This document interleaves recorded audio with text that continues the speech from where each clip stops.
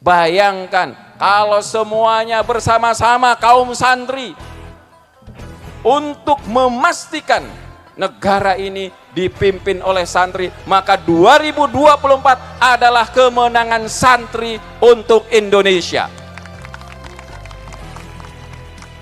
Kenapa? Kita selalu memberikan semboyan dari santri, oleh santri, dan untuk santri. Dari santri sudah, tapi oleh santri belum.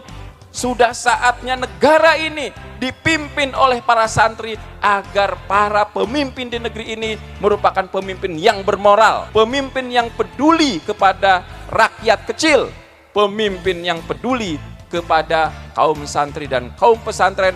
Kita sudah tahu, data hari ini menunjukkan 82% kekayaan negara kita dikuasai oleh 18 orang saja, bukan santri. Lalu bagaimana orang Indonesia hanya pegang 18%, dibagi-bagi. Kalau ditanya berapa orang NU pegangnya, mungkin 2%-nya orang NU tuh. Bagaimana caranya bangkit secara ekonomi? Dengan kekuasaan. Tapi anak-anakku sekalian, itu tidak ringan. Ini berat perjuangan kita. Kenapa ini berat? Karena pasti barisan santri akan diacak-acak, akan dipecah. Dari kelompok luar tidak menginginkan santri berkuasa, pasti kita dipecah belah. Bahkan antar santri dan santri dipecah, antar kiai dan kiai dipecah. Maka harus muncul, wahai kaum santri nasional, kalian harus sadar, ayo bersatu padu. Kita memiliki jalan perubahan. Santri harus berubah, pesantren berubah, rakyat harus berubah, keadilan harus ditegakkan. Dan perubahan itu harus kita lakukan hari ini dengan satu kalimat, al-ukhuwah wal wihdah, dengan cara mengikat persaudaraan sesama santri, sesama kaum muslimin dalam ikatan persatuan. Persaudaraan dan persatuan harus tumbuh minimal di santri dulu. Kalau santri bersatu, selesai kita ini. Bayangkan kalau santri, wali santri, santri alumni dan keluarganya semuanya sepakat, ayo kita pastikan pemimpin negeri ini dari santri, maka pasti negeri ini dipimpin oleh santri. Maka anak-anakku sekalian, saya menyampaikan, kalau ada orang ngaku santri tapi tidak peduli dengan kepemimpinan nasional dari santri, tidak mau memilih santri, perlu dipertanyakan kesantriannya. Betul apa enggak kesantriannya? Kenapa? Karena mengherankan, kok santri tidak peduli dengan kedaulatan santri. Santri tidak memiliki keinginan untuk menjadi agen perubahan. Ada orang, saya santri, tapi tidak mau menjadikan santri sebagai pemimpin, maka yang harus dipertanyakan adalah kesantriannya. Aneh buat saya. Kenapa? Dia santri, tapi tidak menginginkan santri sebagai bagian dari agen perubahan. Tidak menginginkan santri berdaulat, bahkan tidak menginginkan santri menjadi bagian penting dari perubahan bangsa Indonesia. Kita sudah muak, kita sudah capek melihat kaum santri, kaum pesantren hanya dijadikan tunggangan saja. Hanya disuruh mendorong mobil mogok di dalam pemilu dan setelah pemilu ditinggalkan.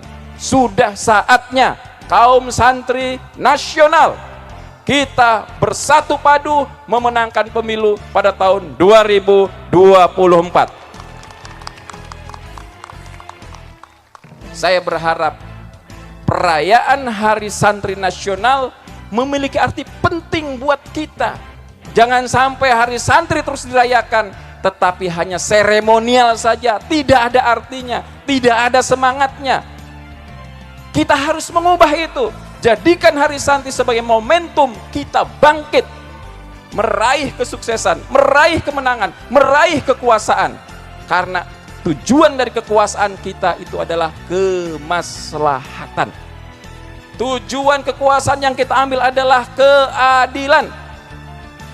Tujuan yang kita upayakan dalam kekuasaan ini adalah bagaimana rakyat merasakan kesejahteraan. Kesejahteraan dan keadilan ini adalah sebuah keniscayaan yang tidak bisa ditawar, dan itu hanya bisa dilakukan oleh kita untuk menegakkannya kalau kita memegang tambuk kekuasaan. Kalau kaum santri berkuasa, insya Allah akan menegakkan keadilan sebagai perintah dari agama. I'dilu huwa aqrabu littaqwa. Adillah kalian semuanya, karena keadilan itu mendekatkan kepada ketakwaan. Semangat ini. Hari ini pada Hari Santri Nasional kita berdoa, mudah-mudahan ke depan kepemimpinan di Indonesia akan dipimpin oleh para santri yang berkomitmen tinggi untuk menegakkan keadilan dan kesejahteraan untuk seluruh rakyat Indonesia. Ini bukan sedang kampanye, ini sedang menumbuhkan kesadaran pada kita komunitas santri. Saya bukan jurkam, saya bukan bagian dari partai, saya bukan dari bagian kekuatan politik tertentu, tapi saya punya kesadaran bahwa saatnya kita kaum santri bangkit, saatnya kaum Nahdien bangkit, dan itu tidak dengan hal yang remeh-temeh, ecek-ecek, hanya bicara tentang seminar peradaban dunia ini dan itu nggak ada manfaatnya. Kalau kita mau bangkit, syaratnya satu, rebut kekuasaan, bukan mengadakan seminar internasional bicara tentang peradaban dunia. Para ulama dulu berjuang sejak tahun 1500 sampai 1945.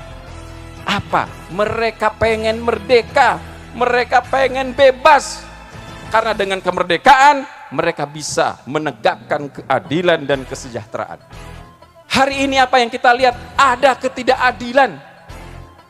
Bagaimana tidak? 82% kekayaan kita dimiliki bukan oleh kita umat Islam, bukan oleh kita kaum santri. Ini ada keadilan yang terstruktur, masif. Kenapa? Karena selama ini kekuasaan tidak berpihak pada kita. Maka sudah saatnya momentum 2024 kita ambil untuk melakukan perubahan untuk Indonesia yang lebih baik.